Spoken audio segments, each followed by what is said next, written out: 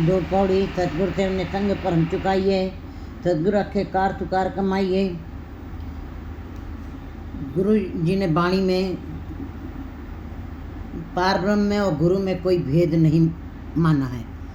अगर जो पार ब्रह्म सूरज है तो गुरु उसकी किरण है, और जो पार ब्रह्म का जो वृक्ष है, ब्रह्मांड है, तो सिख उसकी एक खंड है। परमात्मा का जो वृक्ष है तो गुरु उसकी एक शाखा है। दोनों अन्योन्याश्रित हैं, दोनों एक दूसरे के पूरक हैं, उनको अलग नहीं किया जा सकता, वो एक ही हैं। धन धन श्री गुरु नानक देव जी जब संसार में आए, वे स्वयं ही परमात्मा का रूप आया, निरंकार आकार बनाया। वो निरंकार के रूप में आकार निरंकार हैं, लेकिन आकार बना करके संसार में मनुष्य जन्म लेकर के अवतरित हुए हैं। उन्होंने ही ऐसे गुरुमुखों का एक पंथ बनाया, गुरुमुख संत जनों का ऐसा पंथ बनाया जिसमें जीव नाम की कमाई करके निसंग होकर के, निसंकोच होकर के, अपने संदेह को दूर करते हुए, अपने भ्रमों को दूर करते हुए सतगुरु के साथ जुड़ करके अपने भ्रमों को दूर कर सकता है। सतगुरु आखे कार सुकार कमाइए। फिर जो जीव सतगुरु के साथ जुड़ जाते हैं, सतगुरु कौन है? सतगुरु ज्ञान है। सतगुरु जो अज्ञानता के अंधेरे को दूर करता है, जो जीव के अंदर से विकारों को ख़त्म कर देता है, जिसके पास बैठने से अंदर शांति मिलती है, जिसके पास बैठने से परमात्मा और उसमें कोई अंतर नहीं दिखाई देता है, ऐसे सतगुरु की बात हो रही है। देहधारी गुरु नहीं, शब्द गुरु सूरत धुन चेहला। शब्द गुरु के साथ जो जुड़ते हैं, सतगुरु आखे का उसी गुरुमत के अनुसार सतगुरु के शब्द के साथ जुड़ करके कमाई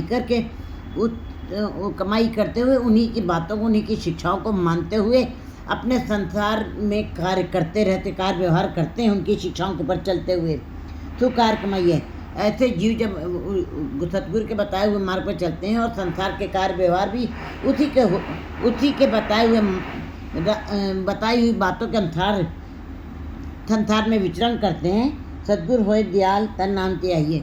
फिर कहते हैं जिसके ऊपर सतगुरु दयालु हो गया, कृपालु हो गया, तुरस गया है, वे ही जीव नाम का ध्यान करेंगे।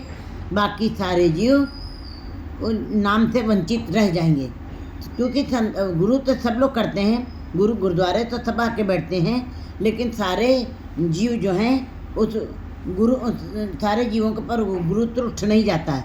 जिसके ऊपर वो अपनी कृपा करता है, दयालु दया करता है, वे ही जीव नाम का ध्यान करते हैं। वे नाम को पढ़ते हैं, सुनते हैं और अंदर हृदय में, अंतर मन में बसाते भी हैं। ऐसे जीव ही जब गुरु उनके ऊपर त्रुट जाता है, दयालु हो जाता है, ऐसे जीव ही फिर नाम का ध्यान करते हैं। बाकी सब एक हमें दिखावा नज़र आता है, बाकी केवल एक चढ़ते हुए धर्म के मार्ग पे चलते हुए भेड़ों की तरीके से नज़र आते हैं। भेड़ों की भीड़ है, शेरों की भीड़ नहीं है। शेर बहुत कम होते हैं, भेड़ बहुत ज़्यादा हैं। इसी प्रकार गुरुद्वारे में सारे जीव बैठे हुए, सारे जीवों के ऊपर वो गुरु त्रुष्ट नहीं जाता है, क्योंकि हम शरीर से बैठे होते हैं और मन हमारा संसार में ही चलता रहता है, विचार हमारे संसार में रहते हैं। कोई विरले जीव ऐसे होते हैं जो सतगुरु के शब्द के साथ प्रीत करते हैं और नाम का ध्यान करते हैं। ऐसे जीवों के ऊपर फिर गुरु कृपा करता है और फिर नाम का ध्यान वे ही जीव करते हैं। लाहा भगतु तार गुरमुख पाइए। कहते हैं फिर ऐसे गुरमुख जीव जो हैं वे ही सारा लाहा, वे ही सारा संसार में असली तत्व को ग्रहण करते हैं और लाभ कमा जाते हैं। क्योंकि लाभ वणज करो वणजार्यो वखर लो संभाल, तैसी वस्तु विसाइए जैसी निभे नाल। ऐसी समझ किन जीवों का आती है जो गुरुमुख होते हैं, जो गुरुमुख हैं, जिन्होंने गुरु की संगत की है।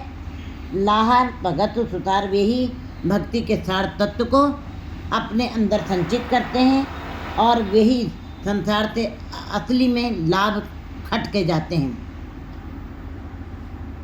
किन्हीं बंजा लौंग सुपारी, किन्हीं कहते कोई है संसार में आए, लौंग सुपारी की खेती करते हैं, अनेकों प्रकार का व्यापार करते हैं, लेकिन संतों बंजा राम को गोविंद का। लेकिन संत जन जो है, भगत जन जो है, गुरमुख जन जो है, वह भगवान के ईश्वर के नाम का व्यापार करते हैं,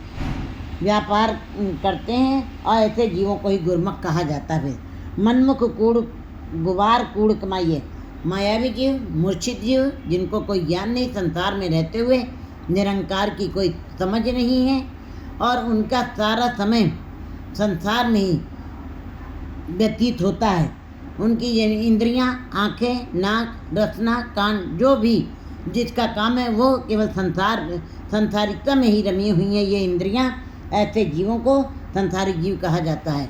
उनके मुख से भी जो निकलता है वो संसार की बातें निकलती हैं और वो उनकी आंखें जो देखती है संसार के दृश्यमान पदार्थों को ही देखती हैं। संसार की चर्चा को ये कान सुनते हैं। ऐसे जीव जो हरदम संसार की बातें करते हैं, संसार को देखते हैं और संसार की ही बातों को सुनते हैं, ऐसे जीवों को मनमुखी जीव कहता है। मन को मुख रख के जो बात करते हैं, जो गुरु की तरफ मुख कभी हुए ही नहीं, जिन्होंने गुरु की सदा उपेक्षा की है। मनमुख कूड़ गुबार कूड़ कमाइए। ऐसे जीव कूड़ माने झूठ के साथ जुड़े हुए और कूड़ ही कमाते हैं और कूड़ और गुबार में ही, ऐसा गुबार जो कभी भी ख़त्म नहीं, ऐसा अंधेरा, विकारों का अंधेरा ऐसा उनके सामने छाया रहता है, वो कभी भी हटता ही नहीं है, क्योंकि वो ईश्वर के गुरु के शब्द के कमाई के बगैर वो गुबार नहीं हट सकता है। नानक गुरु न चेतनी मन अपने सुचेत, छुट्टे तिल वाड़ जो तुझे अंदर खेते। कहते फिर गुरु जी बता रहे कि तू चाहे हजारों चंद्रबिन निकलाएँ और चाहे 100 सूरज निकल आएँ, लेकिन गुरु के बगैर प्रकाश नहीं हो सकता है। गुरु के बगैर इन विकारों का गुबार कभी ख़त्म नहीं हो सकता है।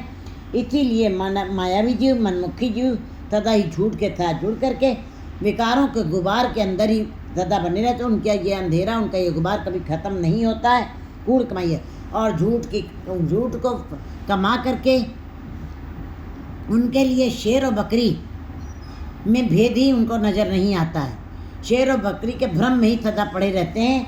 ऐसे जीव जो हैं फिर कूड़ को ही कमाई करके जाते हैं, झूठ की ही कमाई करके जाते हैं। दुख ही दुख उनके जीवन में बना रहता है। सच्चे दे दर्जाए सच चवाइए। गुरु जी कहते हैं, हे जीवो, सच्चे के दरबार में जाओ, गुरु की संगत में बैठो, सत्संगत में बैठ करके जा करके सच्चे के दरबार में जा करके सच चवाइए। सच्चे के नाम का स्मरण करना चाहिए, उसी को पर विचार विमर्श करनी चाहिए, उसी को अपने अंदर धारण करना चाहिए और हरदम उसी का ही चिंतन जीवों के अंदर चलना चाहिए। सच्चे अंदर महल सच बुलाई। फिर ऐसे जीव जो सच्चे के दरबार में जाते हैं, जिन्होंने सतगुरु के साथ शब्द के साथ प्रीत किया, सतगुरु के हुक्म के अनुसार चल रहे हैं, ऐसे जीव जिन्होंने निसंग होकर, निसंकोच होकर के अपने भ्रमों को ख़त्म कर दिया, सतगुरु के साथ जुड़ करके सतगुरु की संगत में आकर के, और वो वही कार्य कर रहे हैं जो सतगुरु बता रहे हैं, जो उनके उपदेशों को पर ही चल रहे हैं। और ऐसे जीव जो नाम का ध्यान कर रहे हैं, सतगुरु के साथ मिल करके जो नाम जपा जाता है, वही परमात्मा के दरबार में स्वीकार होता है। बाकी संसार में रहते हुए जितने भी धार्मिक कार्य व्यवहार किए जाते हैं वो स्वीकार नहीं किए जाते, उनका तिल मात्र भी फल नहीं मिलता है। गुरु जी सच्चे अंदर महल सच बुलाई। जब गुरु के साथ जुड़ करके नाम की कमाई की जाती, शब्द के की घाली जाती है, तब परमात्मा जो है सच्चे अंदर महल, तब परमात्मा वो जो सच है वो अपने सच्चे महलों के अंदर ऐसे जीवों को बुला लेता है। सच बुलाइए, सच्चे अंदर महल, सच्चे के अंदर परमात्मा सच है। गुरुमुख जीव सच के साथ जुड़ते हैं, वे भी सच के स्वरूप हो जाते, वे भी परमात्मा का ही स्वरूप हो जाते हैं। आप परमात्मा में और गुरुमुख जीव में कोई अंतर नहीं रह जाता। परमात्मा प्रकाश है, परमात्मा परम आनंद है, परम प्रकाश है। वो जीव भी परम प्रकाश के स्वरूप हो जाता है, परम आनंद उसके अंदर भी आ जाता है, वे भी निर्मल हो जाते, पवित्र हो जाते हैं। महल सच बुलाई। तब ऐसे जीवों को जो उनके ही स्वरूप हो चुके हैं, परमात्मा की तरीके से प्रकाशमान हो चुके हैं, ऐसे जीवों को परमात्मा अपने महलों में बुला लेता है। नानक सच सदा सचियार सच समाइए। गुरु जी कहते हैं फिर जो जीव सच के साथ जुड़े हैं, परमात्मा क्या है?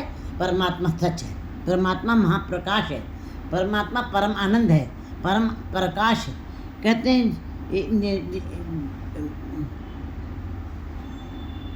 परम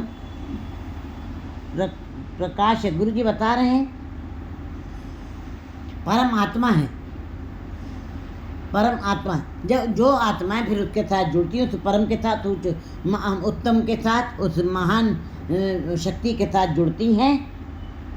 नानक सच सदा सचार, ऐसे जी फिर सच के साथ जुड़ के वह सचार हो जाते हैं, निर्मल हो जाते हैं, पवित्र हो जाते हैं, परमात्मा की तरीके से प्रकाशमान हो जाते हैं, जिनके ऊपर कोई धब्बा नहीं है, जो निरंजन का स्वरूप हो जाते हैं, निष्कलंक वे भी हो जाते हैं।